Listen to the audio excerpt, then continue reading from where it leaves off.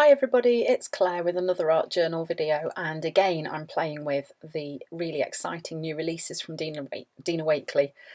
So I'm starting off in my craft journal. I've just used some mineral across the middle of this first page. I'm going to create a pocket with a tag in this video today.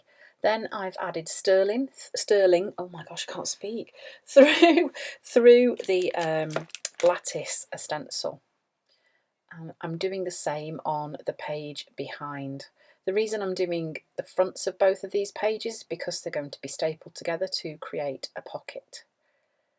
So obviously you won't see the page behind. And then didn't measure it, I'm just going in and cutting the top half off. As I went to fix it down, I was like, it is actually a little bit wonky. In fact, it's quite a lot wonky. So then I did measure it. Perhaps should have done that to start off with, but you know, hey ho. And then I decided I was going to save the bit that I cut off to use to create my tag. So nothing goes to waste. So then I just used the Tim Holtz tiny attacher and I just stapled around the edge, and then I'm just pushing the staples very flat on the back of the page just so that I don't catch myself. I mean, they don't really stick up, but knowing me, if there's something to catch my hand on, I will do. So then I'm using this new fence stencil. This is the brand new release from Dina Wakley for October. I'm just putting some white through that just to add a little bit of contrast onto the page. I'm quite pleased with myself because I've managed to leave some of the craft background showing, which is amazing for me. Then I'm using the stencil from the Growing Masks and Stencil set and some black. So it's a bit of a monochromatic theme to this page at the minute. I'm stenciling right over the pocket because when the tag isn't in there, I want it to still work as a complete page. So then that was a face, which was from the new set of collage paper, which is called Church Doodles. I think it's so cool that she doodles in church. It's fantastic. It's a great way to listen, I think.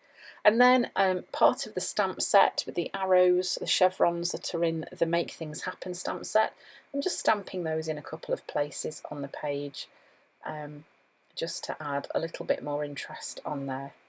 I love these three faces. So they're from the same stamp set. They're from the Make Things Happen set, and they're just great for adding another little focal point. Then I'm just doing some of my usual mark making on the page. It's almost like I can't do a page without doing this.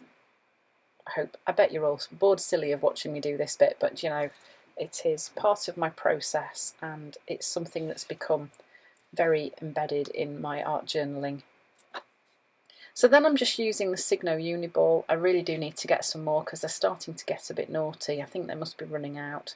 They've always been very reliable. Usually they are really, really good. So I'm just adding some doodles and marks onto some of those flowers, and then just keep checking what my tag looks like. You notice that I have cut it into a tag shape, so I cut the corners off. That's a really good way to make a tag. If you haven't got any tags that you can use, you can create one by cutting a page to make a pocket. This is a quote from one of Dina's other packs of collage paper.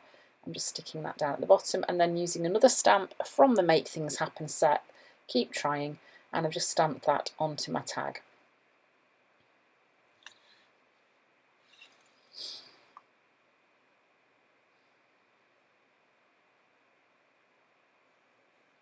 Then I'm just using a bit of that leftover black paint on the side and just edging around my tag and around the edge of my page as well. And then I found a piece of fabric that I had stamped on and just added a few more marks on there.